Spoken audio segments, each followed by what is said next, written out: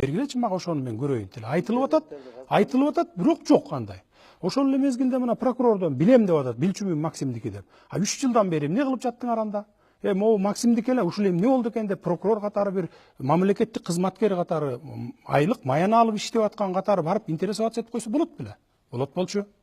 Эмне үчүн именно мен Кумтөрдү көтөрүп чыгып баарынын тең былыгын ачкандан кийин, айрыкча Салянованын былыгын ачкандан кийин анан иш козгошот мага.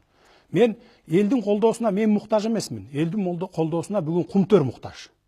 Мен Кумтөрдү элге алып беришибиз керек мамлекетке. Андан кийин мен бул ишимди өзүм разбираться этип алам, мына прокурор отурат. Азыр мына айтып коеюн. Салянованын 2 декабрь 2009 жылы справка берип атат. Могу Кумтөр менен Кумтөрдүн жана канадалыктардын 1,5 миллиард сомун налогун төлөбөй эле койсун деп.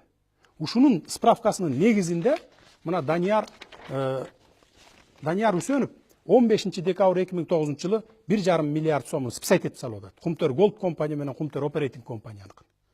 Мына, муну мен казып чыгып туруп Салянованын өзүнө официалдуу түрдө письмо берип атам. Июлдун 5-теринде, 30-unda да баягы отчет бергенден кийин. Моуларга чара көргүлө деп.